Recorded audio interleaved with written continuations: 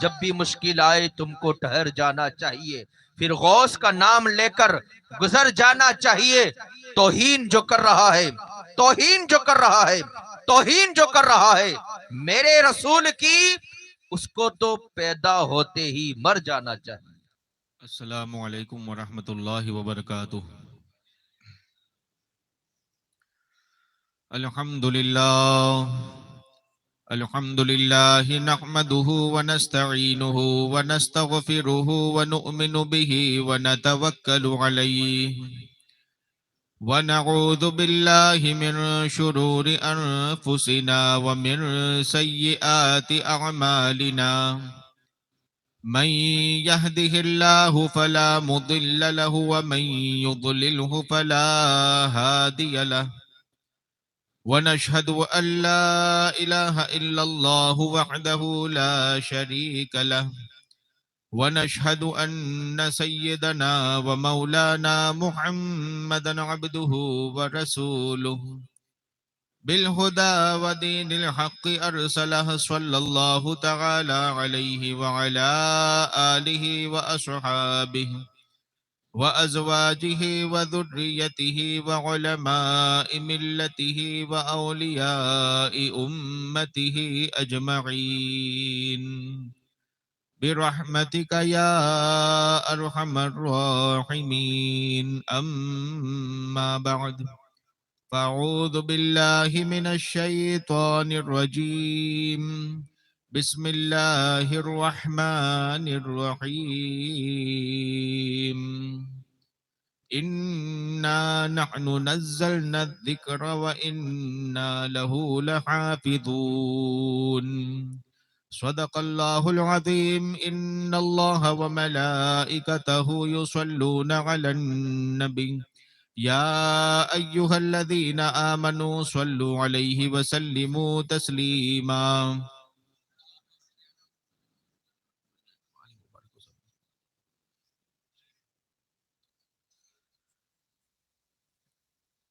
سب سے پہلے مبارکباد پیش کرتا ہوں آپ سبھی حضرات کو کہ آپ کے گاؤں میں قرآن کے علم کو اتنی عزت دی جاتی ہے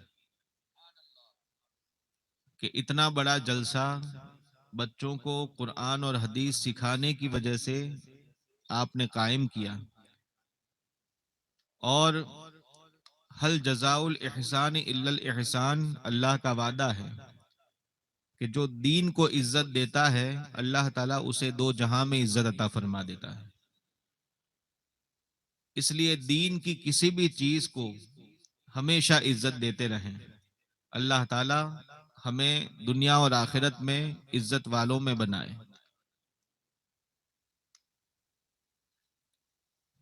حضور اکرم صلی اللہ علیہ وسلم جس زمانے میں پیدا ہوئے، تشریف لائے، جس دنیا میں آپ تشریف لائے، اس سے پیچھے پاسٹ میں 5 صدیاں، 5 سینچریز اس حالت میں گزری کہ جس میں اللہ تعالیٰ نے کوئی نبی اور رسول دنیا والوں کو ہدایت کے لیے نہیں بھیجے۔ اس زمانے کو زمانہ فطرت کہتے ہیں۔ فطرت کا مطلب ہوتا ہے گیپ والا زمانہ، خالی زمانہ۔ کتنی صدیاں؟ 5 صدیاں، 5 سال نہیں۔ ہمارے مسجد میں اگر 5 دن کوئی امام نہ ہو تو آپ دیکھیں محلے کی حالت کیا ہوتی ہے، سارے دینی کام لٹک جائیں گے۔ لیکن وہ دور کیسا گزرا ہوگا کہ 5 صدیوں تک ایک بھی نبی نہیں آئے، اور حضرت آدم سے لے کر حضرت عیسیٰ تک دنیا میں زمین پر یہ پہلا ایسا ریکارڈ تھا، اس سے پہلے کبھی ایسا نہیں ہوا۔ حضرت عیسیٰ علیہ السلام کے آنے تک کبھی ایسا نہیں ہوا کہ کوئی اتنا لمبا وقت زمین پر کوئی نبی اور رسول ہی نہ ہو۔ کیونکہ اللہ تبارک و تعالی نے اپنے بندوں کی اصلاح کے لیے اور ان کو ہمیشہ سیدھے رستے پر رکھنے کے لیے اپنی طرف سے رسول اور نبیوں کو ضرور بھیجا ہے. جہاں کچھ پھوٹ پیدا ہوئی، شیطان نے جہاں کچھ زیادہ وائرس ڈالے، تو اللہ تعالیٰ نے اس قوم کی طرف نبی یا رسول کو بھیج دیے. وہ آتے اور پھر اس کی اصلاح کرتے. کمپلیٹ اس قوم کو ہدایت کا کام دیا جاتا تھا. جن کی قسمت میں ہوتا تھا مان جاتے تھے، رستہ ان کے لیے روشن ہو جاتا تھا. نہیں ماننا ہوتا تھا وہ تو ہمیشہ کے لیے جہنمی رہتے تھے. اللہ تعالیٰ ان سے ہمیشہ ہم کو بچائے. تو یہ سلسلہ مسلسل جاری تھا. کبھی کبھی ایسا ہوتا تھا کہ ایک ہی وقت میں، ایک ہی زمانے میں 4 5 انبیاء زمین پر ہوتے تھے. یہ مسلسل اللہ رب العزت کی مقدس سنت زمین پر جاری رہی کہ انبیاء آتے رہے. لیکن حضرت عیسیٰ علیہ السلام کے آسمان پر اٹھائے جانے کے بعد 5 صدیاں ہو گئی، کوئی تشریف نہ لائے. اب جب نبی نہ آئے تو دنیا کا حال کیسا ہو گیا، ذرا اس ہسٹری کو آپ دوہرا کر کے دیکھیں. کلیجے اتنے سخت ہو گئے اور ایسے انسان وحشی بن گئے، جانور جیسے بن گئے کہ اپنی پیدا ہونے والی سگی بیٹی کو سگا باپ رات کے اندھیرے میں ہستی کھیلتی بیٹی کو اپنی گود میں اٹھا کر کے لے جا رہا ہے.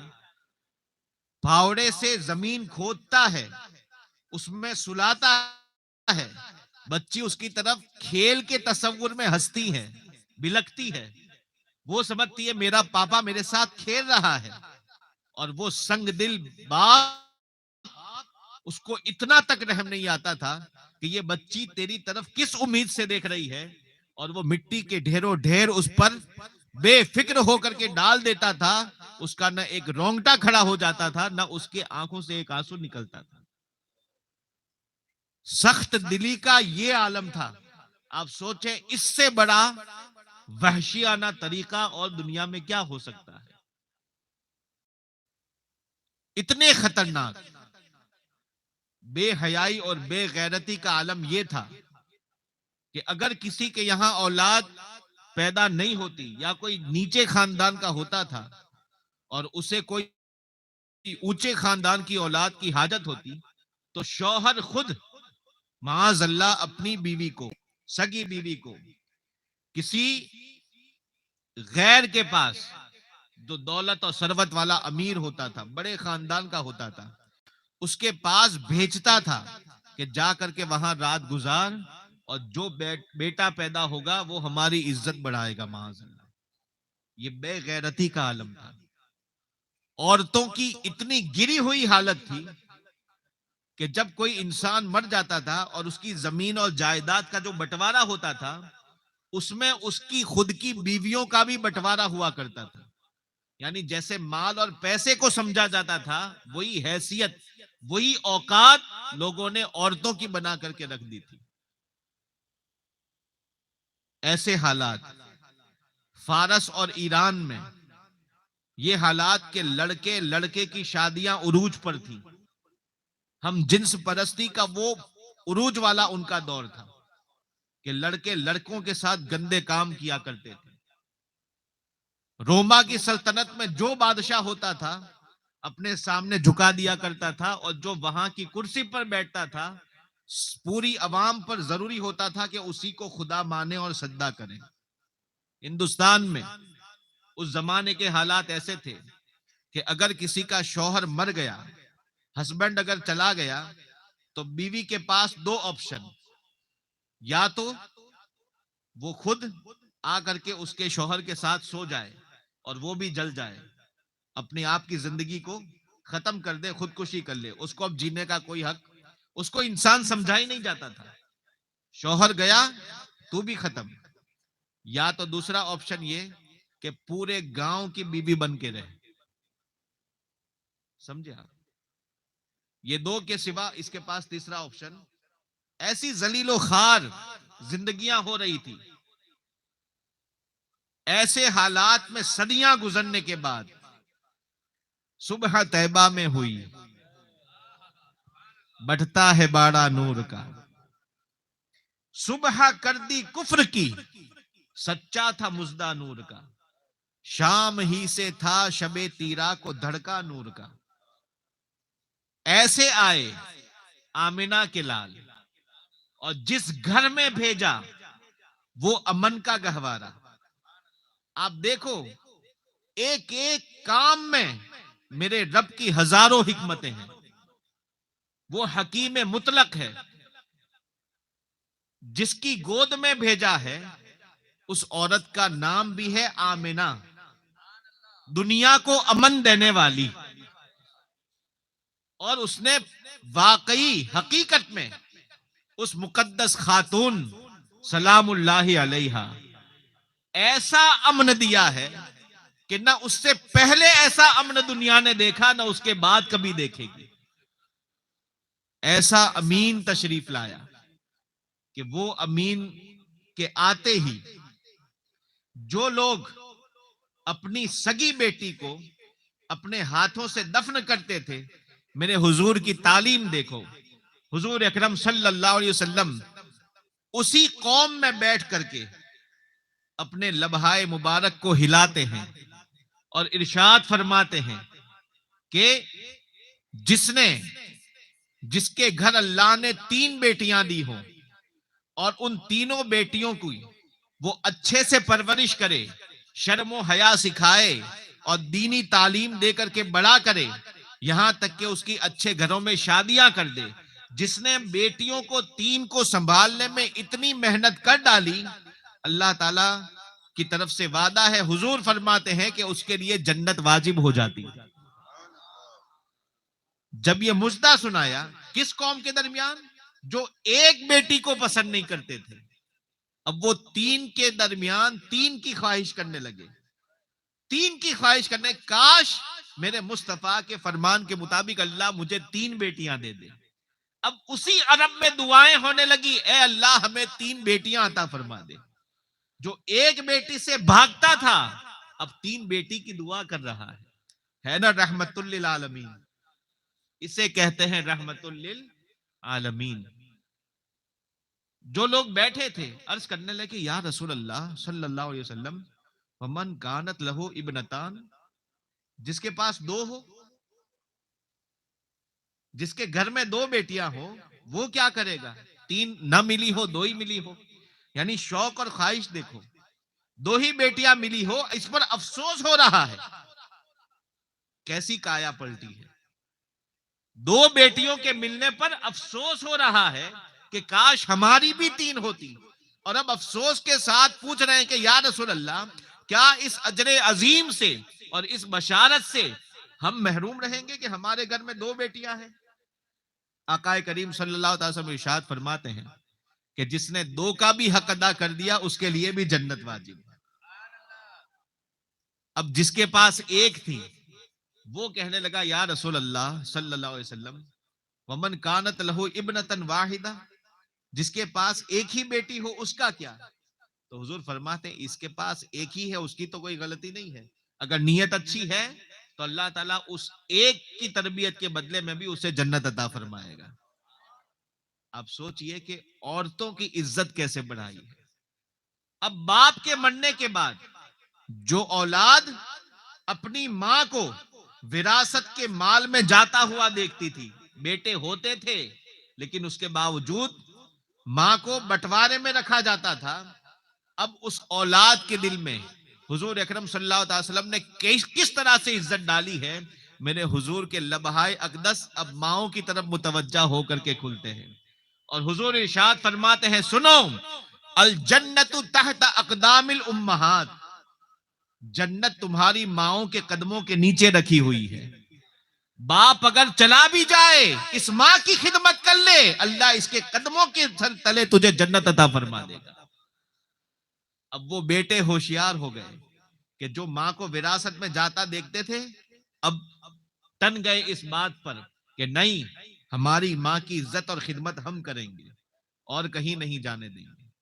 حضور اکرم صلی اللہ تعالی وسلم ارشاد فرماتے ہیں, بیویوں کی بات ہے کہ جس نے ان کے ساتھ حسن معاشرت, ان کی تکلیف پر صبر کیا, اور جو ان کے ساتھ اچھے سلوک سے رہا, اللہ تعالیٰ اسے صابرین کا ثواب عطا فرما دیتا. دیکھو ایک ایک, یہی تو وجہ ہے کہ جس کے لیے اعلی حضرت ارشاد فرماتے ہیں کہ وہ لبہائے نازک ان کے ہزاروں جھڑتے ہیں پھول جن سے. حضور اکرم صلی اللہ تعالی وسلم کے لب ایسے گل ہیں کہ اعلی حضرت ارشاد فرماتے ہیں وہ گل ہیں لبہائے نازک ان کے کہ اس پھول سے ہزاروں جھڑتے ہیں پھول جن سے. ان گلوں سے ہزاروں پھول جھڑتے ہیں. پھول کہتے کس کو ہیں کہ بات ایسی نکلے جو دنیا کی قسمت کو سنوار دے, اور حضور کے لبوں سے ایسی بات نکلی جس نے دنیا کی قسمت کو سنوار دیا. وہ گل ہیں لبہائے نازک ان کے ہزاروں جھڑتے ہیں پھول جن سے. دنیا میں تو ایسا ہوتا ہے کہ گلاب گلشن میں دیکھے بلبل. دنیا میں یہی ہوتا ہے کہ بلبل جو ہوتی ہے اس کو گلاب کا بہت شوق ہوتا ہے. گلاب کی شیدائی ہوتی ہے وہ بلبل پرندہ, تو اس کو اگر گلاب دیکھنا ہو تو کہاں جائے گی؟ گلشن میں, یعنی کہ باغ میں, گارڈن میں. گلاب گلشن میں دیکھے بلبل, یہ تو عام ہے, ہوتا ہے. لیکن ہمارے حضور کے لب کو دیکھ لے, یہ دیکھ گلشن گلاب میں ہے, یہ دیکھ کہ گلشن پورا گلاب میں ہے. اللہ تبارک و تعالی نے ایک ہی بھیجا, لیکن ایسا بھیجا جس نے عرب کی سنگ دلی کو نرم کر دیا, جس نے بے حیائی کو حیائی میں بدل دیا, جس نے فارس کو وہاں کی بے حیائی اور ظالموں کے تختوں کو پلٹ کر کے وہاں پر ایسی سلطنت قائم کر دی کہ جہاں پر خالد ابن ولید اور حضرت ابو عبیدہ ابن جراح کے گھوڑوں کی ٹاپوں سے جہاں پر شرم و حیا کے گل کھلنے لگے. عراق, ایران, فلسطین, ہر جگہ, یہاں تک کہ ہندوستان میں بھی اسلام کی وہ روشنی پہنچی, اور آج جگہ جگہ گلی گلی قرآن کے نغمے سنائی دے رہے ہیں. یہ کب ہوتا ہے؟ جب سکھانے والا جو ہو وہ پاورفل ہو. انسان کی, کسی بھی قوم کی کامیابی کے لیے دو چیزیں بالکل نیسیسری ہیں, ضروری ہے, اس کے بغیر کام نہیں چل سکتا. سب سے پہلی چیز, اگر اس قوم کو کامیاب ہونا ہے تو اس کے لیے ایک قانون کی کتاب ہونی چاہیے, گائیڈ لائن کی کتاب, جس کو دیکھ کر کے ہمیشہ اس رولز کو وہ فالو کرے. دنیا کے جتنے ممالک ہیں ان ممالک میں لا اینڈ آرڈر اور ساری چیزوں کے کانسٹیٹیوشن وغیرہ جتنی بھی چیزیں ہیں وہ سب لکھا ہوا کتابوں کے اندر ہے, قاعدوں کی کتابیں ہیں. اگر یہ کتابیں نہ ہو تو قوم فوراً برباد ہو جاتی ہے, اس کا زمانہ فوراً ختم ہو جاتا ہے. لوگ جانتے ہیں کہ قوم کے عمل کے لیے ایک کتاب کی ضرورت ہوتی ہے, اور صرف کتاب آ جائے اور اس کو کوئی سمجھانے والا نہ ہو تو کتاب کے رہنے سے بھی فائدہ نہیں ہوتا ہے. اب اس کتاب کے لیے ضروری ہے کہ اس کتاب کو سمجھانے والی شخصیت بھی ہو, یعنی قرآن, یہ کتاب کو سکھانے والا اور کتاب خود, یہ دو چیزوں کی ضرورت ہے. یہ دنیا کے اندر ہر عقل مند انسان جانتا ہے, اور اللہ تبارک و تعالیٰ نے مسلمان قوم کو یہ دونوں چیزیں ایسے اعلیٰ وصف کی عطا فرمائی ہے کہ یہ دونوں اتم اپنے اوصاف کے ساتھ ایسی تشریف لائی کہ اس کی کتاب اگر ہے تو وہ کلام اللہ ہے, قرآن ہے. اور یہ قرآن کیسا ہے؟ اللہ ارشاد فرماتا ہے انا نحن نزلنا الذکر, اللہ فرماتا ہے بے شک ہم ہی نے یہ قرآن تمہارے لیے نازل کیا ہے, وَإِنَّا لَهُ لَحَافِظُونَ, اور ہم ہی اس کی حفاظت کرنے والے ہیں. یہ قرآن 30 پاروں کے اندر ہمیں نظر آ رہا ہے. لیکن اس قرآن کے اندر ہمیں کیا پتا کہ رب نے کیا رکھا ہوا ہے. حضور اکرم صلی اللہ علیہ وسلم کی تشریف آوری کو جب دنیا میں تشریف لائے 1400 برس ہو گئے. کتنے سال؟ 1400 سال ہو گئے. 1400 سال سے وہی ایک کتاب ہے, وہی ایک کتاب, وہی ایک گائیڈنگ کی ہماری کتاب جو ہمیں ہدایت دیتی ہے. 1400 سال سے پوری دنیا میں ہر ملک میں بسنے والا مسلمان, ہر زبان بولنے والا, ہر کلچر والا, ہر موسم والا, سب کے موسم مختلف, عادتیں مختلف, زبانیں مختلف, سب کے آپس میں ایک دوسرے کے سارے اخلاق مختلف, لیکن ان اختلافات کے باوجود بھی ایک اللہ کا کلام 1400 سال سے قوم مسلم کو سنبھالے ہوئے ہے کہ نہیں؟ امریکہ کے مسلمان کے لیے کون سی ہدایت کی کتاب ہے؟ یہی قرآن. رشیا کے مسلمانوں کے لیے کون سی ہدایت کی کتاب ہے؟ یہی قرآن. ہندوستانی ہو, کہیں کا بھی مسلمان ہو, ہدایت کی کتاب صرف ایک, سکھانے والی شخصیت معلم کائنات صلی اللہ علیہ وسلم.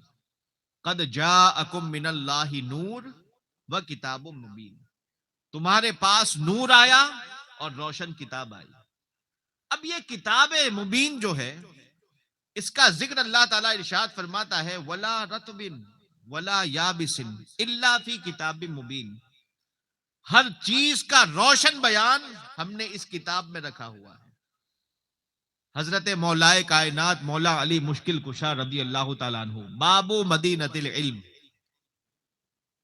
ارشاد فرماتے ہیں کہ اگر ساری کائنات کا علم, زمین اور آسمان اور سارے زمانوں, سب کا علم اگر ریڈیوس کیا جائے, اس کو کم کیا جائے, شارٹ کیا جائے, اور اس کا نچوڑ لاتے لاتے لاتے کم کرتے کرتے اگر اس کو کم میں جمع کیا جائے تو وہ سارا کا سارا علم یہ کتاب اللہ میں, قرآن میں موجود ہے. قرآن میں ساری کائنات کا علم موجود ہے.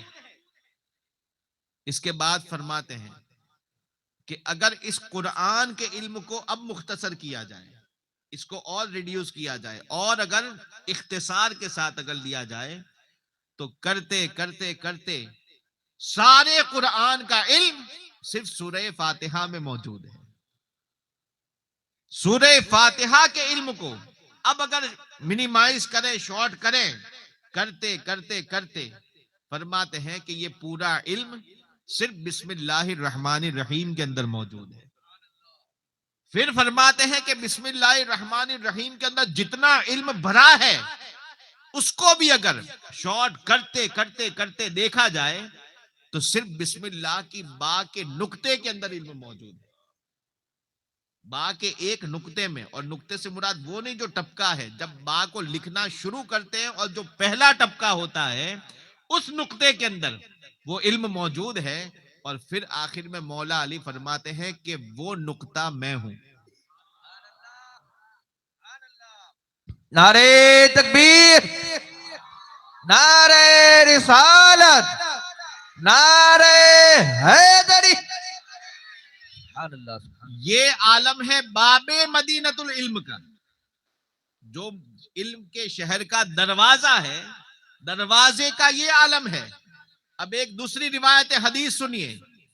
آقا کریم صلی اللہ علیہ وسلم ارشاد فرماتے ہیں انا مدینۃ العلم و ابو بکر اساسها و عمر جدرانها و عثمان سقفها و علی بابها. میں علم کا شہر ہوں, ابو بکر اس کی پلنت اور زمین ہے, ابو بکر اس کی پلنت اور زمین ہے, عمر اس کی دیواریں ہیں, عثمان اس کی چھت ہے, علی اس کا دروازہ ہے. آپ سوچئے کہ جب دروازے کا یہ عالم, پھر آگے بڑھیے تو مدینۃ العلم کا عالم کیا ہوگا. یہ بات صرف عقیدت کی نہیں ہے کہ ہم مانتے ہیں اس لیے کہتے ہیں, یہ حقیقت ہے. اور حقیقت کیسے ہے؟ حضرت مولا علی کرم اللہ وجہ الکریم سے کسی یہودی نے آ کر کے مذاق میں سوال کیا. یہودی کا تو کام ہی ہے کہ صحابہ کا مذاق اڑائے. اور جو یہودی سے پیدا ہوئے ہیں، یہودی سے پیدا کون ہوئے جانتے ہیں؟ یہ ایرانی. سمجھے؟ ابھی تاریخ بتانے کا تو وقت نہیں ہے، لیکن آپ کو صرف اتنا شارٹ میں بتا دوں کہ ایران کے جو رافضی ہیں وہ پیداوار کس کی ہے؟ یہودیوں سے. یہودیوں کو سب سے زیادہ خطرناک دشمنی اگر ہے تو وہ حضرت مولا علی سے. کیوں؟ خیبر میں شیر شمشیر زن، شاہ خیبر شکن، پر توے دستے قدرت پہ لاکھوں سلام. علی کے سامنے تو آئے لیکن نہ چل سکے. 2 مرتبہ 3 مرتبہ تو مدینے سے نکالا گیا، اس میں بھی علی کا سب سے آگے ہاتھ تھا. اور آخر میں خیبر سے نکالا، اس میں بھی آنکھوں میں تکلیف ہونے کے باوجود بھی حضور فرماتے ہیں نہیں، یہودیوں کو بگانا ہے علی، یہ تو تیرا ہی حصہ ہے. حضرت علی کو ہی بھیجا. آپ سوچئے حضرت عمر نے جب پورے جزیرے عرب سے نکالنا چاہا، مشورہ وہاں بھی علی کا تھا. یعنی مولا علی سے یہودیوں کو کتنی کٹر دشمنی ہوگی. اور ان سے ایک قوم پیدا ہوئی، وہ نام لیوا بنی علی کی. سمجھ سکتے ہیں نا کتنی بھاری اندر کی یہ شرارت ہے. آپ سوچو جیسے آج ہمارے اس دور میں کچھ وہ اٹھے ہیں شیاطین نما جو کہتے ہیں ہمیں مسلمان عورتوں کی بہت پڑی ہے کہ نہیں ہے؟ سنتے ہیں نا، ہمیں مسلمان عورتوں کی بہت پڑی ہے. ان کے اوپر دھارمک طریقے سے بہت ظلم ہو رہا ہے بیچاروں کے اوپر. 3 طلاق کا کتنا سخت قاعدہ ہے، اور پردے کا کتنا سخت قاعدہ ہے. یہ گھر سے باہر نہیں نکل سکتے، کتنا سخت قاعدہ ہے. ہمیں تو ان بیچاروں کے اوپر رحم آتا ہے. ہم کہتے ہیں تجھے اپنے اوپر رحم کرنے کی ضرورت ہے. تو اپنے اوپر رحم کر. ہمارے اوپر جو رحم کرنے والے ہیں وہ رحمت للعالمین ہیں، اور انہوں نے ایسا رحم کیا ہے کہ انہی کے صدقے میں آج دنیا میں سر اٹھا کر کے ہم جینے کے لائق ہیں. ہمارے گھر کی عزت ہمارے گھر میں محفوظ رہتی ہے، اور تمہاری عزت پارٹیوں میں ویران ہوتی ہے. ہماری عزت ہمارے گھر میں پردے کے اندر با عزت و سلامت رہتی ہے، اور تمہاری عزتیں اپنے دوستوں کے ساتھ آوارہ گردی کرتی ہے.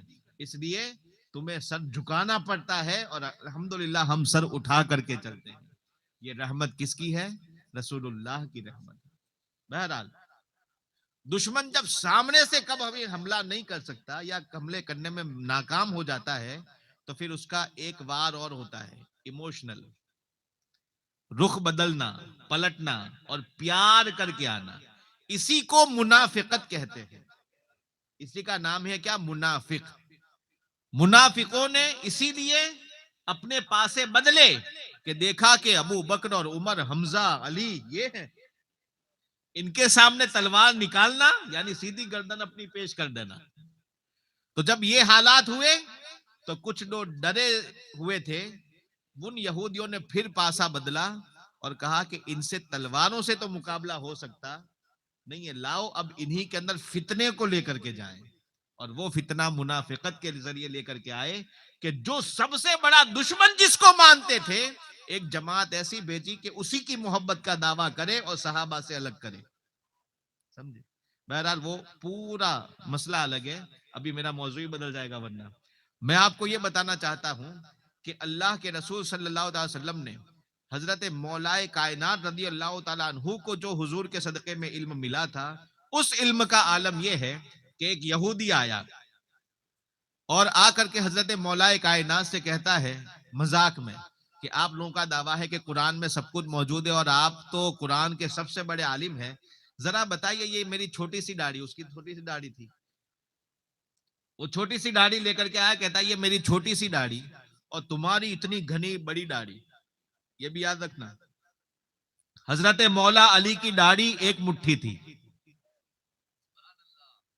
یہودی نے اسی لیے تو کہا کہ آپ کی اتنی گھنی بڑی داڑھی اور میری اتنی چھوٹی داڑھی, ہم دونوں کی داڑھیوں کا کیا ذکر قرآن میں ہے؟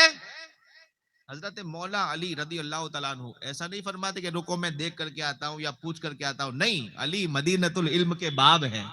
فرماتے ہیں ہاں کیوں نہیں, ضرور ہے.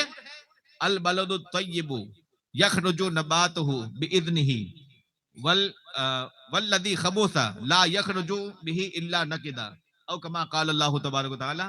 ارشاد فرماتے ہیں ہاں رب کا یہ فرمان نہیں سنا کہ جو سرزمین پھلی پھولی اچھی زمین ہوتی ہے, وہ اچھی اور پاک زمین کی گھاس بھی بڑی اچھی نکلتی ہے, پھلتی پھولتی ہے, خوب سبزہ ہوتی ہے, خوب پھلتی اور پھیلتی ہے. اور جو خبیث زمین ہوتی ہے, چٹیل ہوتی ہے, بے برکت ہوتی ہے, وہاں مشکل سے 2-3 تنکے نکل جاتے ہیں. یہ علی کا جواب یہودی کو. سمجھے؟ اس سے بہت سارے مسئلے ثابت ہو گئے کہ یہودیت والے جو ہوتے ہیں ان کی داڑھیاں اتنی اتنی ہوتی ہے, خشخشی ہوتی ہے, اور جو علی والے ہوتے ہیں وہی داڑھی بڑی رکھتے ہیں. آج کل لوگ اس کو بھی الٹا ثابت کرنا چاہتے ہیں, لیکن حقیقت یہ ہے جو علی کی سیرت سے ثابت ہے. بہرحال تو میں یہ کہنا چاہ رہا ہوں کہ ہر چیز کا بیان اللہ نے قرآن میں رکھا ہے, لیکن حقیقت یہ ہے کہ اس قرآن کو ہم نے ہی نہیں سمجھا. قرآن کو جنہوں نے سمجھا انہوں نے پورے زمانے پر اپنی حکومت قائم کر لی. خلفائے راشدین قرآن کے عالم تھے, ان کا زمانہ دیکھو کیسا زمانہ تھا. دنیا کے اوپر ان کی حکومت قائم تھی کہ قیصر و کسریٰ بھی ان سے کانپتے تھے. بنی امیہ آئے, وہ دور چلا, 82 سال تک مسلسل انہوں نے حکومت سنبھالی. اس میں کچھ اچھے بھی آئے, کچھ برے بھی آئے, لیکن جو اچھے آئے انہوں نے اچھے سے سنبھالا. پھر بنی عباس آئے, خلافت بنی عباس آئی. 550 سال تک یہی قرآن تھا جو ان کی حکومت کو سنبھال رہا تھا. دنیا کے تہائی حصے پر بنی عباس کی حکومت اور خلافت قائم تھی. 550 ہونے کے بعد پھر خلافت الملوک کا دور چلا. آزاد کردہ غلاموں کی سلطنت جو آئی, ملک ظاہر بیبرس وغیرہ وہ آئے, 1 صدی تک انہوں نے سنبھالا. ان کے اینڈ آتے آتے ادھر سے ترکی سے سلطنت عثمانیہ کھڑی ہوئی.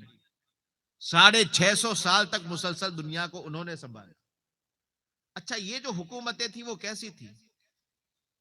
مدرسہ ایک ہوتا تھا اور اس ایک مدرسے میں قرآن کی تعلیم سے حافظ بھی بنائے جاتے تھے, اسی قرآن سے مفتی بھی بنائے جاتے تھے, اسی قرآن سے محدث بھی بنائے جاتے تھے, اسی قرآن سے ڈاکٹر بھی بنائے جاتے تھے, اسی قرآن سے ان کو انجینئر اور آرکیٹیکٹ کی تعلیم بھی دی جاتی تھی, اسی قرآن سے ان کو علم نجوم بھی سکھایا جاتا تھا, اسپیس کی بھی تعلیم دی جاتی تھی, ایگریکلچر بھی سکھایا جاتا تھا, میڈیکل لائن بھی سکھائی جاتی تھی.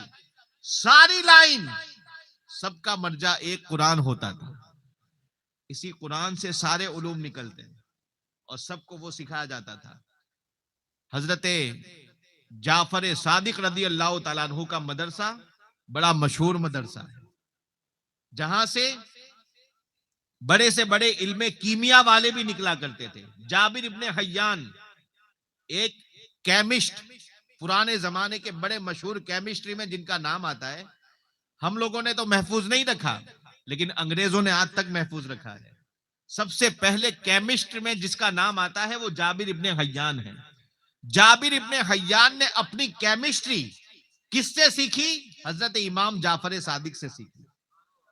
حضرت امام جعفر صادق سے جو سیکھا اس پر جو تجربے کیے, تجربے کرتے کرتے ایک دن وہ چند چیزوں کو دھات وغیرہ کو ملا کر کے کسی تیز پانی میں ملا کر کے سب اپنے ایکسپیریمنٹ کر رہے تھے.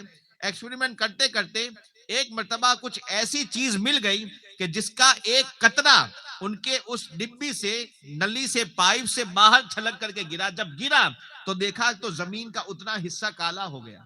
وہ ایران اور اس طرف کے رہنے والے تو فوراً نیچے گرتے ہی دیکھ کر کے کہتے ہیں تیز آب. کیا کہتے ہیں؟ تیز آب. آب کا مطلب ہوتا ہے فارسی پرسن زبان میں یہ پانی، اور تیز کا مطلب جلانے والا، گرم. تو وہ پانی نے جب جلا دیا تو کہتے تیز آب، اتنا تیز پانی.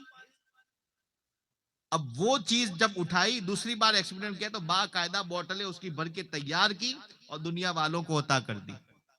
یہ وہ چیز ہے. اب اس کا استعمال فارمولا بدل بدل کر کے آج دنیا کے اندر 90% ساری چیزوں کے اندر اسی کا استعمال ہوتا ہے جس کو تیزاب کہتے ہیں. کیا کہتے ہیں؟ تیزاب کہتے ہیں. کہیں تھوڑا فارمولا بدل کر کے صابن میں استعمال کیا، کہیں پر کلینر کے اندر استعمال کیا، کہیں پر فینائل کے اندر استعمال کیا. چیز وہی ہے، فارم بدل رہے ہیں. جہاں جیسی ضرورت اتنی مقدار میں ڈالا جاتا ہے. وہی تیزاب آج کیمسٹری کی جان بنا ہوا ہے، اور یہ کیمسٹری کی جان عطا کرنے والے جابر ابن حیان ہیں. جابر ابن حیان نے جعفر صادق کے پاس سیکھا، اور امام جعفر صادق نے اپنے خاندان پر جو کرم اللہ نے فرمایا تھا، مصطفیٰ کریم پر جو نازل کتاب ہوئی ہے، وہی قرآن کریم سے کیمسٹری ان کو سکھا کر کے. عرب میں یہ تو اہل بیت اطہار کے ائمہ کی بات ہے. صحابہ کا علم دیکھیں. حضرت عمرو بن عاص، یہ وائرس اور یہ جرمز وغیرہ کی جو آج کہتا ہے نا کہ یہ نئی ایجاد ہے، یہ نئی ریسرچ ہے کہ یہ جراثیم جس کو وائرس اور بیکٹیریا الگ الگ قسموں میں جس کو بانٹا جاتا ہے، تو یہ بیکٹیریا، وائرس، یہ ساری چیزیں کیا؟ وائرس کو یہ لوگ کہتے ہیں کہ یہ بے جان سیل کے اندر ہوتا ہے، اور بیکٹیریا جو ہوتا ہے وہ جاندار سیل میں ہوتا ہے. دونوں کے اندر فرق یہ ہے. اب یہ چیز بنتی کیسے ہے؟ چیز بنتی صرف اس سے ہے کہ وہی ایک دوسرے کے اندر کبھی کسی کھانے کے بگڑنے کی وجہ سے، کبھی دھول کی وجہ سے، یہ ساری چیزیں سائنس کی آج 19ویں صدی کے بعد یہ تحقیقات اب آ رہی ہیں. ہسٹری میں آپ دیکھیں ایک مرتبہ اب وہ لوگ ایسے تھے چلتے پھرتے بڑے بڑے علوم سرکل لیا کرتے تھے. فاتح مصر حضرت عمرو بن عاص رضی اللہ تعالیٰ. کون؟ حضرت عمرو بن عاص، صحابی رسول، دینی علوم کے بھی ماہر اور دنیاوی علوم کے بھی ماہر. سیکھے کہاں سے تھے؟ اسی قرآن سے. ایک مرتبہ آپ نے جو شہر فتح کیے تھے وہاں پر ایک مرتبہ کچھ کام سے آپ اپنے خیمے سے نکلے، چلتے ہوئے باہر نکلے. وہ زمین ایسی تھی کہ جہاں پر دھول زیادہ تھی. حضرت عمرو بن عاص جب نکلے، ان کے ساتھ دوسرے بھی چند 2-3 حضرات اور بھی ساتھ نکلے. انہی کی یہ روایت ہے. کہتے کہ جب نکلے تو حضرت عمرو بن عاص نے اپنے امامے کا یہ جو حصہ ہے شملے کا، اس کو اپنی ناک پر رکھ دیا، ایسے ڈھانک لیا. دھول زیادہ اڑ رہی تھی تو ناک پر ڈھانک لیا. سائنس کا دعویٰ ہے دنیا والوں کے سامنے کہ ہم نے کیا. آؤ ذرا ہم بتاتے ہیں کہ کس نے کیا. جب حضرت عمرو بن عاص چلتے چلتے آئے اور آپ نے ایسے ڈھانک لیا تو ساتھیوں میں سے کسی نے پوچھا کہ حضور کیا بات ہے، آپ منہ ڈھانپ رہے ہیں ایسے، کیا وجہ ہے؟ کہا کہ ان ھذا التراب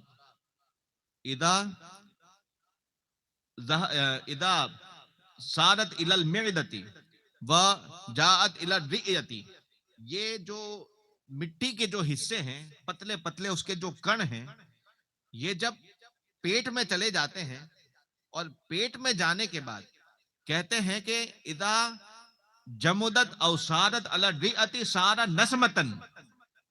فرماتے ہیں یہ ہسٹری میں آپ کو لکھا ہوا ملے گا، اگر تلاش کریں عربی میں لکھا ہوا ہے کہ حضرت عمرو بن عاص رضی اللہ تعالیٰ عنہ نے یہ اس زمانے میں آج سے 1350 سال پہلے کی بات ہے کہ ارشاد فرمایا کہ یہ جو مٹی کے جو کण چھوٹے چھوٹے جو اس کے تراب کے جو ذرات ہیں، یہ جب ناک کے ذریعے اندر چلے جاتے ہیں اور جب آنتڑے پر جا کر کے یہ جم جاتے ہیں تو اس کے اندر جان پیدا ہو جاتی ہے اور یہ بیکٹیریا بن جاتا ہے.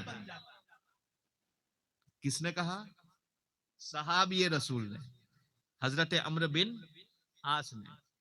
تو آج بھی میڈیکل سائنس میں ریسرچ والے کچھ انصاف پسند لوگ ایسے ہیں جنہوں نے اس مقدس جلیل القدر شخصیت کی بات کو آج بھی نوٹ کر کے رکھا ہے کہ سب سے پہلے اس زمانے میں بیکٹیریا اور وائرس اور جرمز کے بارے میں ایک بندہ نے کہا تھا جب اس کا تصور تک کسی کے دماغ میں نہیں تھا.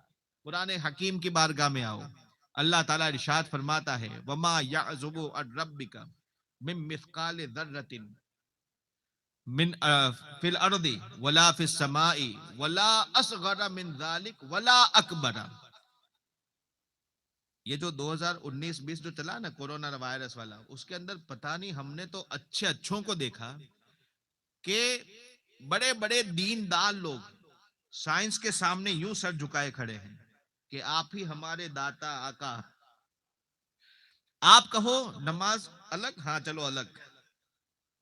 آپ کہیں مسافہ نہیں کرنا، نہیں کرنا. سنت چھوڑ دی، صفوں میں خلا کر دیے. مریضوں کی عیادت تیمارداری سنت مصطفیٰ، اس کو چھوڑ دیا. اور کوئی اور چھوڑے تو غم نہیں، اپنوں نے، علم والوں نے علماء سے مسافے کرنا چھوڑ دیا، بھائی بھائی سے ملنا چھوڑ دیا. پتہ نہیں یہ کون سی نفرت کا عالم پیدا ہوا تھا. سب یاد ہے نا آپ کو کہ وہ کیسا عالم تھا، کس کی وجہ سے تھا؟ کیونکہ ساری دنیا سر جھکائے کھڑی تھی کس کے سامنے؟ سائنس کے سامنے. کیوں؟ وجہ کیا؟ کیونکہ انہوں نے کبھی قرآن دیکھا نہیں ہے. مسلمانوں نے، ان کو پتہ ہی نہیں کہ تمہارے قرآن میں کیا کیا ہے. وہ یہ سمجھ رہے ہیں کہ یہ تو پہلی بار آیا ہے دنیا میں، ایسی چیز تو آج تک کسی نے نہیں دیکھی ہے. تو ان لوگوں کا نالج بہت زیادہ ہے، ٹیکنالوجی والے یہ لوگ ہیں. یہ جو کہتے ہیں بالکل تحقیق سے کہتے ہیں، انہی کی بات ماننی پڑی، گائیڈ لائن انہی کی چلے گی. معاذ اللہ. جس نے قرآن کو اپنی برہان بنایا اور جس نے قرآن پر یقین رکھا ہے نا، وہ ہرگز ایسی باتوں میں نہیں آتے ہیں. آپ دیکھیں اللہ تعالیٰ کا ارشاد. سب سے پہلے میں یہ بتا دوں کہ یہ وائرس اور جرمز یہ والی جو چیزیں ہیں، اللہ تعالیٰ نے روز ازل سے قرآن میں اس کا ذکر فرمایا ہے، لیکن غور کرنے کی ضرورت ہے. اللہ ارشاد فرماتا ہے وَمَا يَعْزُبُ عَنْ رَبِّكَ مِن مِثْقَالِ ذَرَّةٍ. تمہارے رب سے اے لوگو ایک ذرے برابر کوئی چیز چھپی ہوئی نہیں ہے. لا فی الارض ولا فی السماء، نہ زمین میں نہ آسمان میں. اب ذرہ جو ہے نا کہ ذرے برابر کی کوئی چیز چھپی نہیں ہے. اب اس کی تفسیر کون کر رہے ہیں؟ حضرت عبداللہ ابن عباس رضی اللہ تعالیٰ عنہ. یہ حضرت عبداللہ ابن عباس کون ہے؟ چھوٹی عمر ہے، 8 سال کی عمر. بخاری شریف کی حدیث پاک. آقا کریم صلی اللہ علیہ وسلم کی بارگاہ میں خدمت کے لیے کبھی کبھی رہا کرتے تھے. کبھی کبھی ایسا ہوتا تھا کہ پوری رات حضور ہی کی بارگاہ میں سو جاتے تھے، کیونکہ حضور کے چچا کے بیٹے تھے. آقا کریم صلی اللہ علیہ وسلم کی بارگاہ میں ایک مرتبہ حاضر ہیں، رات میں سوئے ہیں، حضور بھی آرام فرما ہے. آقا کریم صلی اللہ علیہ وسلم رات میں بیدار ہوئے، اٹھے تہجد کے لیے. جیسے ہی آپ اٹھے، اور حضور صلی اللہ علیہ وسلم کا اٹھنا ایسے ہوتا تھا کہ گھر والوں کو احساس بھی نہ ہو، تکلیف بھی کسی کو نہ ہو. حضور صلی اللہ علیہ وسلم آپ اٹھ کر کے تشریف لے جانے لگے، لیکن حضرت عباس کی نیت ہی ایسی تھی کہ حضور کی خدمت کرنی ہے. تو جس کی پکی نیت ہوتی ہے کہ مجھے اٹھنا ہے فجر میں، وہ اٹھ ہی جاتا ہے. جو یہ سوچ کر کے سوتا ہے کہ چلو نے دیکھیں گے، اگر اٹھ گیا تو پڑھ لوں گا، ورنہ تو پھر آفس کے ٹائم پر قضا کر کے چلا جاؤں گا. جس نے نماز کو اہمیت نہیں دی اس کی کبھی اہمیت بن نہیں پاتی. اور جو پکی نیت کر کے سوتا ہے وہ فجر تو کیا، اگر ارادہ پکا ہو تو تہجد میں بھی آنکھ کھل جاتی ہے. حضرت عبداللہ ابن عباس سوئے ہیں، آنکھ کھلی، دیکھا حضور صلی اللہ علیہ وسلم تشریف لے جا رہے ہیں، فوراً اٹھے، ایکٹیو ہو گئے. کہا کہ ضرور حضور کو اب وضو کے پانی کی ضرورت ہوگی. فوراً پانی بھرا, لوٹا لے کر کے حضور کی بارگاہ میں پہنچ گئے. آقا کریم صلی اللہ علیہ وسلم نے اندھیرے میں دیکھا کہ بچہ ہے. فرمانے لگے کون؟ عبداللہ ابن عباس. عبداللہ. کہا کہ ہاں یا رسول اللہ. اللہ کے رسول صلی اللہ علیہ وسلم, دیکھو علم والوں کی اور بڑوں کی خدمت کا صلہ کبھی کبھی ایسا مل جاتا ہے کہ کایا پلٹ جاتی ہے. حضور صلی اللہ علیہ وسلم ارشاد فرماتے ہیں, اے اللہ اس بچے کو دین کی گہری سمجھ عطا فرما, اور وَعَلِّمْهُ کتاب, اور اسے قرآن کی تفسیر کا علم عطا فرما دے. حضور نے دعا کی کس کے لیے؟ ابن عباس کے لیے. اس دعا کا یہ اثر ہے کہ حضرت فاروق اعظم کو اگر کوئی تفسیر کا مسئلہ, اگر کوئی شک و شبہ ہوتا تھا تو عمر میں کتنے چھوٹے تھے, اس کے باوجود حضرت عبداللہ ابن عباس کو بلاتے اور ان سے پوچھتے تھے کہ اے عبداللہ اس تفسیر میں تم کیا کہتے ہو. یہ مرتبہ تفسیر میں حضرت عبداللہ ابن عباس کا, جن کو مفسر صحابہ کہا جاتا ہے, فقیہ صحابہ کہا جاتا ہے, وہ حضرت عبداللہ ابن عباس اس آیت کی تفسیر میں کہتے ہیں کہ اللہ کا ارشاد ہے کہ تمہارے رب سے ایک ذرہ بھی چھپا ہوا نہیں ہے. اب یہ ذرے سے مراد کیا ہے؟ فرماتے ہیں کہ رأس النملہ الصغیرہ, دنیا میں سب سے چھوٹی جو چیونٹی ہے, کیڑی, سب سے چھوٹی چیونٹی جو ہوتی ہے, اس چیونٹی کے سر کو, اس چیونٹی کے بھی سر کو ذرہ کہا جاتا ہے. دوسری روایت ایسی ہے کہ صبح صبح جب آپ کھڑکی کھولو, گھر کی کھڑکی کھولو, سورج کی شعاعیں جو اندر آتی ہیں, اور اس سورج کی شعاعوں میں جو ہلکی پھلکی جو چیزیں نظر آتی ہے, کण جس کو کہتے ہیں, وہ جو نظر آتے ہیں, وہ چیز تو ایسی ہوتی ہے کہ اگر آپ اجالے میں سے اندھیرے میں چلے جائیں تو وہ آپ کو نظر بھی اتنا چھوٹا.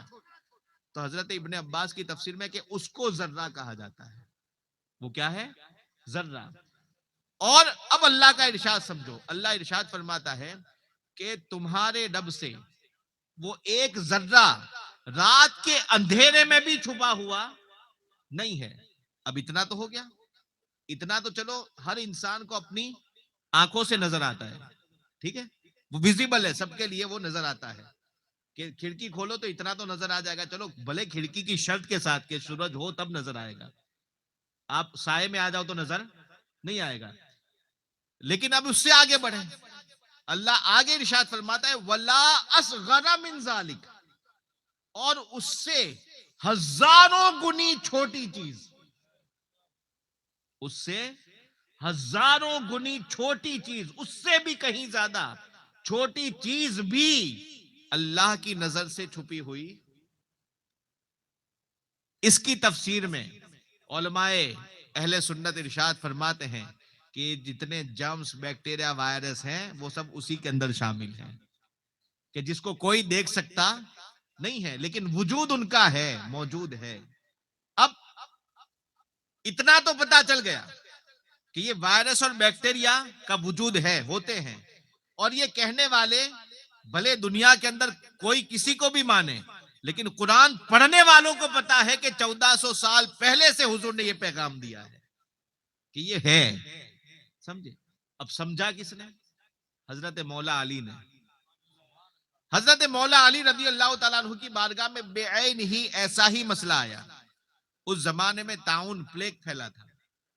پلیگ کے بھی بڑے زہریلے بیکٹیریا ہوتے ہیں, وہ بیکٹیریا پھیلے, اور اس زمانے میں حضرت مولا علی رضی اللہ تعالیٰ عنہ کی خلافت کا زمانہ, لوگوں نے ایک دوسرے سے انتر رکھنا شروع کر دیا. یہ پلیگ والا, اس سے دور رہو, اس کے گھر مت جاؤ, یہ سے شروع کر دیا. جب یہ شروع کر دیا تو حضرت علی رضی اللہ تعالیٰ عنہ کی بارگاہ میں مسئلہ آیا. کہتے ہیں ایودی سقیم صحیحہ, یا امیر المؤمنین کیا یہ سب صحیح ہے؟ قرآن ہمارا کیا کہتا ہے؟ حکمت والے, سائنس والے, حکمت والے یہ سب تو کچھ بھی کہتے ہیں, قرآن ہمارا کیا کہتا ہے کہ کیا ایسے پاس بیٹھنے, قریب ہونے سے ایک کی بیماری دوسرے میں آ جاتی ہے؟ اب مولا علی سب سے بڑے سائنٹسٹ, ان سے بڑا کوئی سائنٹسٹ نہیں ہے, ان کا فیصلہ سنو. ارشاد فرماتے ہیں لا یعدی سقیم صحیحا قال اسمعتہ من رسول اللہ قال نام سمیتہ من رسول اللہ صلی اللہ علیہ وسلم. حضرت علی فرماتے ہیں سنو، قیامت تک کوئی بیماری ایسی نہیں ہے کہ جس کے بیمار کے پاس بیٹھنے والے کو اس کی بیماری لگ جائے، اس کے وائرس لگ جائے اور اس کی وجہ سے دوسرا بیمار ہو جائے. پوچھنے والے نے پوچھا اے علی کیا آپ نے یہ حضور سے سنا ہے؟ کہا ہاں میں نے خود رسول اللہ کو یہ فرماتے ہوئے سنا ہے. یہ ہمارے قرآن میں ہے. یعنی اگر قرآن کا صحیح نالج ہوتا تو ہم صفوں کو خالی نہ کرتے. قرآن کا صحیح نالج ہوتا تو اپنے بیمار ہونے والے بھائیوں کو ہم ایسے ہی نہ چھوڑ دیتے. ہم بغیر غسل اور کفن کے اپنے مردوں کو دفن نہ کرتے.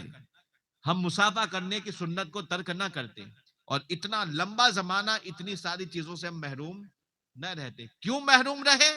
ہم نے سب تو سیکھا. سائنس کو اپنا داتا تو سمجھ لیا، انجینئرنگ، آرکیٹیکٹ، ساری لائنوں کو اپنا سب کچھ سمجھ لیا، لیکن یہ نہیں جانا کہ وہ سارے بھیک مانگتے ہیں قرآن سے. سمجھے؟ شرط ہے کہ قرآن پڑھ کے تو دیکھو. عرب ممالک میں اور پوری دنیا میں اہل سائنس کا، آپ لوگ بول تو نہیں ہو گئے؟ بند کر دوں اپنی بات؟ بس تھوڑی سی بات اور میں ضروری اس کے بعد کہہ دیتا ہوں، اس کے بعد اپنی تقریر کو ختم کر دیتا ہوں. قرآن حکیم کہ علماء بھی کئی سارے عرب ممالک میں ایسے ہیں کہ جو میڈیکل سائنس میں ایم ڈی اور پی ایچ ڈی کرتے ہیں اور ایک طرف قرآن کے حافظ اور عالم بھی ہوتے ہیں، تفسیر بھی سیکھتے ہیں. اس طرح سے آج بھی ہوتا ہے. اور یہی وجہ تھی کہ جب دین اور دنیا کا سنگم تھا تو ہماری حکومتیں ہوا کرتی تھی. اور یہ یہودیوں کی چال ہے کہ مسلمانوں کے دماغ میں بٹھا دیا ہے کہ تمہاری دنیا الگ ہے اور دین الگ ہے. جب سے ہم نے دونوں کو الگ کیا، دینی تعلیم کے لیے مدرسہ ہو گیا، دنیاوی کے لیے اسکول ہو گئے. جب سے ہم نے ڈیوائیڈ کیا ہے تب سے جو دین میں گیا ہے وہ دنیا میں جنرل نالج بھی نہیں رکھتا ہے. اسے ٹرین کی ٹکٹ نکالنا تک نہیں آتا، اسے میپ استعمال کرنا بھی نہیں آتا، اتنا بھی سینس نہیں ہوتا کہ دنیا میں کیسے جیتے ہیں. اور جو دنیا میں گیا ہے اسے وضو کرنا بھی نہیں آتا، اسے سجدہ کرنا بھی نہیں آتا، اسے پاک ہونا تک نہیں آتا ہے. وہ اتنا جاہل ہو گیا کہ دنیا کے اندر تو بڑا سمجھا جاتا ہے لیکن دین کے اندر بڑا جاہل نظر آتا ہے. یہ جب سے یہ ڈیوائیڈ ہوا ہے تب سے ہماری یہ حالت ہے. ورنہ جو ہمارے بزرگ تھے انہوں نے دونوں کو ملا کر کے رکھا تھا. مدرسہ ایک ہی ہوتا تھا، ڈاکٹر بھی وہی بنتے تھے اور مفتی بھی وہی بنتے تھے. جب یہ دونوں ایک تھے تب ہماری حکومتیں ہوا کرتی تھی. بہرحال جو میڈیکل سائنس جو لوگ پڑھتے ہیں اور قرآن کا بھی علم حاصل کرتے ہیں، جگہ جگہ ان کے سیمینار ہوتے ہیں. اختصار میں بتاتا ہوں کہ ایک جگہ سیمینار تھا. اس سیمینار کے اندر بڑے بڑے دنیا کے پڑھے ہوئے سائنٹسٹ، ریسرچ کرنے والے، ایسے کہ جو ریسرچ کرتے ہیں 30 سالوں سے، ایسے ریسرچ کرنے والے سب جمع ہوتے ہیں سال میں 1-2 بار اور ان کا سیمینار ہوتا ہے.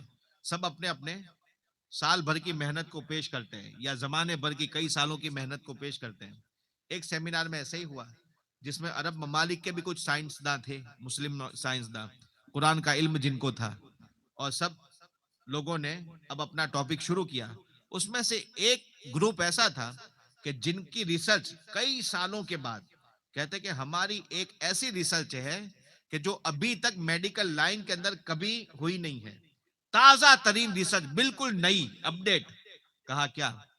تو کہنے لگے کہ ہم نے یہ اپنی تحقیق سے کئی ہزار تجربوں سے ثابت، ایکسپیریمنٹ سے ثابت کیا ہے کہ انسان کی باڈی میں جو تکلیف ہوتی ہے، سینس تکلیف کا جو ہوتا ہے، درد تکلیف جو ہوتی ہے، اس کا سینس صرف اس کی چمڑی پر ہوتا ہے، اسکین پر.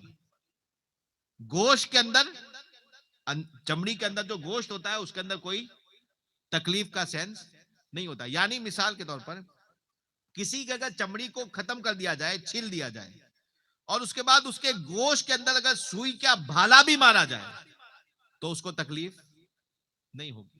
اس کی ہڈی کو کاٹا جائے اس کو تکلیف نہیں ہوگی، کیونکہ تکلیف کا سارا سینس کس میں ہے؟ چمڑی کے اندر ہے.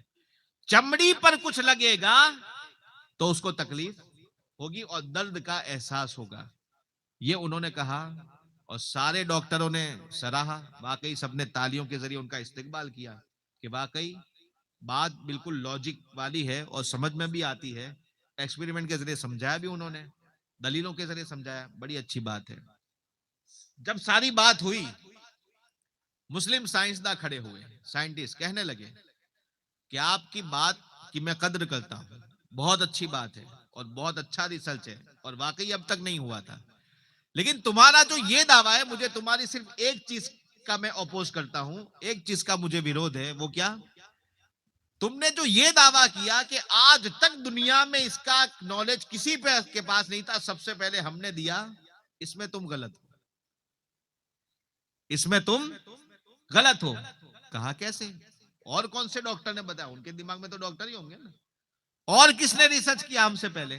کہا کسی ڈاکٹر نے نہیں, ہماری مذہبی کتاب کلام اللہ میں موجود ہے, کتاب اللہ میں موجود ہے. کہا اچھا. اس کے دماغ سے بات, دماغ اس کا ہل گیا, مذہبی کتاب میں اور اتنی بڑی بات. کہا کہ اچھا ذرا پروف کر کے دکھاؤ.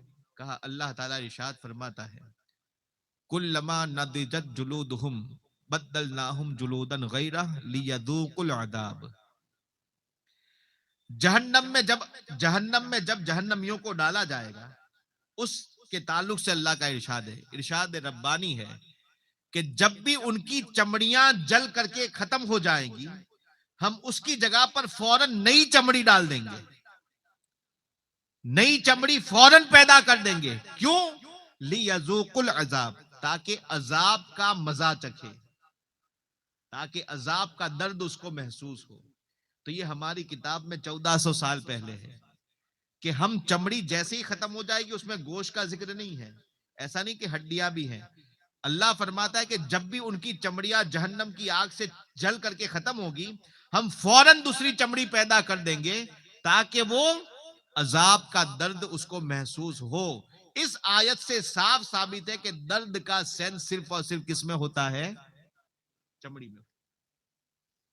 یہ سب ہمارے قرآن میں ہے, لیکن یہ کب اس کی منزل آتی ہے؟ پہلے قرآن کا حق تو ادا کریں. قرآن کا حق ہم پر کیا ہے؟ ہم ابھی آپ کو یہ نہیں کہتے کہ آپ ریسرچ کریں, ابھی پہلے آپ جو سب سے بیسک اس کا حق ہے اس کو سمجھیں. صحت کے ساتھ قرآن کو صرف پڑھنا شروع کر دیں, اسی کی برکت سے نور پیدا ہوتا چلا جائے گا. قرآن کی تلاوت کے بارے میں حضور اکرم صلی اللہ علیہ وسلم کا ارشاد ہے الماہر بالقرآن مع السفرۃ الکرام البررہ. جو قرآن کا ماہر ہوتا ہے اور اچھے سے مخارج اور تلفظ کے ساتھ قرآن پڑھتا ہے, صحت کے ساتھ پڑھتا ہے, وہ جنت کے اندر فرشتوں کی صحبت میں رہے گا, بڑے اعلیٰ مقام پر رہے گا. اب آگے کا ارشاد سنو. اللہ کے رسول صلی اللہ علیہ وسلم ارشاد فرماتے ہیں وَمَن يَتَتَعْتَعُ فِيهِ وَهُوَ عَلَيْهِ شَاقٌ فَلَهُ أَجْرَانِ. اور جس کو مہارت سے پڑھنا نہیں آتا, لیکن وہ بندہ اتنی عمر نکل گئی ابھی تک ہا نکالا ہی نہیں ہے, ابھی تک خا حلق سے نکالا ہی نہیں, عین غین یہ سارے حروف کو ابھی پتہ ہی نہیں ہے, اور اب اس نے کسی عالم سے سنا کہ ہاں یہ تو مخارج کے ساتھ پڑھنے کی ضرورت ہے. اب جب اس نے سیکھنا شروع کیا تو اللہ کے رسول صلی اللہ علیہ وسلم فرماتے ہیں, مسلم شریف کی حدیث پاک ہے وَمَن يَتَتَعْتَعُ فِيهِ, اور جو اس کے اندر اٹک اٹک کر کے پڑھتا ہے, رک رک کر کے, کوشش کر کر کے پڑھتا ہے, وَهُوَ عَلَيْهِ شَاقٌ, اور اس طرح سے تجوید سے پڑھنا اس کے اوپر بھاری پڑتا ہے, ہاں نکالتا ہے لیکن نہیں نکلتا, پھر بھی بیچارہ کوشش کر کر کے سیکھتا ہے کہ میں صحیح پڑھنا ضرور سیکھوں گا. وَهُوَ عَلَيْهِ شَاقٌ, اس کو پڑھنے میں بھاری پڑتا ہے. حضور فرماتے ہیں کہ اللہ اجر کو ضائع نہیں کرتا, فَلَهُ أَجْرَانِ, اللہ تعالیٰ اس کو ڈبل ثواب عطا فرماتا ہے. امام نووی اس کی شرح میں ارشاد فرماتے ہیں کہ ایک تو ثواب اس کی اس نیت کا کہ قرآن پڑھتا ہے, اور دوسرا یہ کہ تکلیف کے باوجود بھی اچھے سے پڑھنا چھوڑتا نہیں ہے, اور اس کو غلط طریقے سے نہیں پڑھتا بلکہ صحیح پڑھنا سیکھ رہا ہے. کیوں؟ اس لیے کہ تجوید کے ساتھ جو آپ کے بچے اب قرآن جو پڑھ رہے ہیں نا, یہی 1300 سال سے انداز چلا رہا ہے, اور یہی قرآن کا حق بھی ہے. ہر زبان کے اپنے کچھ پروناؤنسیشن ہوتے ہیں, اور عربی اس چیز کے اندر سب سے جدا ہے. اس کے اپنے ایسے مخارج کے قاعدے ہیں کہ ایک ایک حرف کے بدلنے سے پورا میننگ چینج ہو جاتا ہے اور نماز فاسد ہو جاتی ہے اور کئی جگہ پر کفریہ معنی ہو جاتا ہے. مثال کے طور پر میں آپ کو چند مثالیں دیتا ہوں. سورہ فاتحہ بس شروع کریں. الحمدللہ کیا ہے؟ الحمدللہ. اب ہا جو ہے وہ حلق کے 3 حصے ہیں. حلق کے 3 حصے، ایک اوپر کا، ایک بیچ کا اور ایک نیچے کا. ہا جو نکلتی ہے وہ بیچ سے نکلتی ہے. الحمدللہ بیچ حلق سے ہا نکلنی چاہیے، تبھی یہ قرآن کا مخرج کا حق ادا ہوگا اور قرآن صحیح ہوگا اور نماز بھی صحیح ہوگی. الحمد کا مطلب اگر صحیح طریقے سے پڑھا جائے تو اس کا میننگ ترجمہ ہوتا ہے تمام خوبیاں اللہ کے لیے. صحیح ہے نا؟ تمام خوبیاں، تمام تعریفیں اللہ کے لیے. لیکن جو مخرج نہیں سیکھتا اور اس کو پڑھتا ہے کیسے؟ الحمد، سیدھا سیدھا الحمد. چھوٹی ہے ہو جاتی ہے، حلق سے نہیں نکلتی. تو جو الحمد پڑھتا ہے اس کا میننگ میں آپ کو بتاؤں. تمام نقصان اور ہلاکت اللہ کے لیے، معاذ اللہ. ہلاکت اور نقصان، چھوٹی ہے ہو تو ہلاکت اور نقصان، اور بڑی ہا ہو تو خوبیاں، تعریفیں. آپ گھبرائیے نہیں کہ آپ کو نہیں آتا تو پھر کیا ہوگا. اس میں شرط یہ ہے کہ اگر اس سنگین گناہ سے اگر بچنا ہے تو بس ہفتے میں ایک دن اگر وقت ملے تو ایک دن کسی بھی عالم دین کے پاس، آپ کے یہاں پر مسجد میں امام ہیں، مدرسے میں مولانا ہیں، ان حضرات کے پاس جا کر کے صحیح تلفظ کو سیکھنا شروع کر دیں. حضور کی حدیث یاد کر لیں کہ سیکھنا شروع کر دیں گے، اللہ تمہاری نیتوں کو جانتا ہے. اب اس دوران سیکھنا شروع کرنے کے بعد جو تم سے غلطیاں ہوگی وہ اللہ تعالیٰ اپنے فضل و کرم سے معاف فرمائے گا. یہ الحمدللہ کا صرف میں نے ترجمہ بتایا. اب آگے ہے الرحمن الرحیم، اس میں بھی بڑی ہاں ہے. الرحمن کا مطلب ہوتا ہے سب سے بڑا رحمت کرنے والا، بے انتہا رحمت کرنے والا اور مہربان. اب اس کو بھی اگر ہا سے نہ نکالا اور رحمان رحیم چھوٹی ہا سے نکالا سیدھی سادھی، تو اس کا ترجمہ جانتے ہیں کیا ہوتا ہے؟ بہت کمزور اور جو کچھ نہ کر سکے ایسا، معاذ اللہ. میننگ میں آپ ڈیفرنس دیکھیں کتنا ہو جاتا ہے. یہ قرآن کی تجوید کا یہ عالم ہے. سبحان ربی العظیم، رکوع میں ہم تسبیح پڑھتے ہیں نا، کیا ہے؟ سبحان ربی العظیم. عظیم کے اندر پہلے عین ہے اور اس کے بعد زو نکلی جاتی ہے. زو، وہ زو جب نکلے گی تو اس کا مطلب ہوتا عظمت والے، بزرگی والے رب کے لیے پاکی ہے. یہ اس کا ترجمہ ہوتا ہے. لیکن جس کو نہیں آتا کیا پڑھتے ہیں؟ سبحان ربی العظیم، جیم سے ہی پڑھتا ہے نا، جا. سبحان ربی العظیم. عظیم کا مطلب جانتے کیا ہوتا ہے؟ اگر عین نکلی تو عظیم کا مطلب ہوتا ہے بوبڑا، گونگا. یہ اس کا میننگ ہوتا ہے. آپ سوچیں کہ ہم نہ جانتے ہوئے کتنے خطرناک سنگین کاموں میں ہم گرفتار ہیں. یہ تو اللہ کا کرم ہے اور حضور کی رحمت ہے کہ نیت مسلمان کی ایسی میننگ کی نہیں ہوتی ہے. اس لیے اللہ کے رسول نے یہ نہیں فرمایا کہ کافر ہو جائیں گے، معاذ اللہ. ورنہ تو یہ رحمت حضور ہی ہے کہ میننگ اتنے خطرناک ہو رہے ہیں لیکن نیت مسلمان کی برابر ہے، اس لیے ایمان سلامت ہے. اب اس کو سیکھنا شروع کر دیں. سیکھیں گے نا انشاءاللہ. قرآن کا حق ادا کریں. قرآن کا حق ادا کریں گے. قبر میں جائیں گے، والدین کا جب وصال ہوتا ہے قبر میں جاتے ہیں، وہ سمجھتے ہیں کہ ہم نے اپنے بچوں کو پڑھا دیا، قرآن ختم کرا دیا. لیکن اگر ایسی جگہ ختم کرایا جہاں پر الحمد ہی ہے، الرحمن ہے، عظیم ہے، جہاں پر نہ ہا سکھائی جاتی ہے نہ عین سکھایا جاتا ہے، کچھ نہیں، ایسے ہی سیدھا سیدھا. اب آپ سوچو کہ قرآن اور نماز کا عالم کیا ہے کہ جس نے یہ جان بھی لیا کہ یہ اتنا سنگین مسئلہ ہے، اب اس کے باوجود بھی اگر اس میں ڈھیل کرتا ہے اور اس کے باوجود بھی اگر اس کا سیکھنے کے اوپر توجہ نہیں دیتا، تو اب اس کی حالت دیکھو کہ جو نماز کو ایسی حالت میں پڑھ کر کے سلام پھراتا ہے تو کتابوں کے اندر مذکور ہے، صوفیاء کرام فرماتے ہیں کہ اس کی نماز آسمان کی جانب اٹھتی ہے اور بد دعا کرتی ہے کہ اے اللہ جیسے اس نے مجھے برباد کیا تو اسے برباد کر دے. یہ کس کے لیے؟ جو جان بوجھ کر کے بھی اس کو اگنور کرتا ہے، توجہ نہیں دیتا. اس لیے ہم ایسا نہ کریں. ہم نماز کے ارکان شرائط کے اوپر مکمل عمل کریں اور واجبات کے اوپر پابندی سے عمل کریں. اسلام الحمدللہ ایسا مذہب ہے، بس اس کو آپ صحیح طریقے سے فالو کرو، صحیح طریقے سے. اور یہ صحیح طریقے سے جب آپ فالو کریں گے تو بلا شبہ صحابہ کا بھی فیض ملے گا اور اہل بیت کا بھی فیض ملے گا. اور یہ فیض جب ملے گا تو پھر اعلیٰ حضرت کا ارشاد ہے، اہل سنت کا ہے بیڑا پار، اصحاب حضور نجم ہے اور ناؤ ہے اطرت رسول اللہ. اس لیے قرآن حکیم کے حق کو ادا کرو. بڑے قابل مبارکباد ہے آپ لوگ کہ مدرسہ آپ کا کم سے کم یہ شروع ہو چکا اور اس نہج پر چلتا ہے. ابھی بھی بہت ساری بچوں کی غلطیاں میں نے دیکھی مخارج کے معاملے میں، لیکن استاذ ہیں اور وہ انشاءاللہ دھیرے دھیرے اس کو سدھارتے رہیں گے.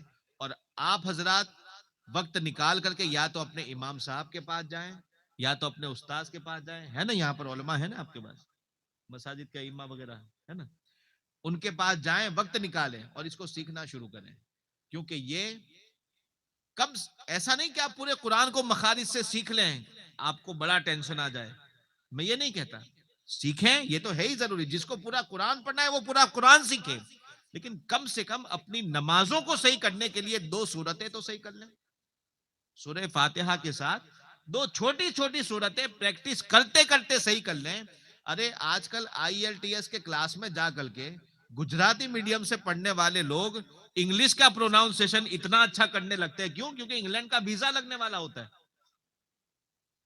گجراتی میڈیم میں کھٹارا نو کھ بڑھ کے گئے ہیں اور وہاں جا کے IELTS کے اندر جب محنت کی، دیکھا کہ ویزا بڑا ہے، یورو اور ڈالر ملنے والے ہیں، تو یہاں پر 1 برس کی محنت کے اندر پروناؤنسیشن ابھی تک دھا دھا بولتا تھا، اب آرام سے پروناؤنسیشن انگلینڈ کا آ گیا، تھا تھا بولنے لگا ہے نا.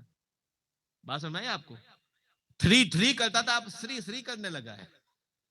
ایسے پروناؤنسیشن آرام سے وہاں کے مخارج ادا ہو جاتے ہیں. بھائی کیوں؟ ویزا لگنے والا ہے. 7 بینڈ نہیں آئے تو یہی بینڈ ہو جائے گا، ہے نا. بات سمجھ آئی؟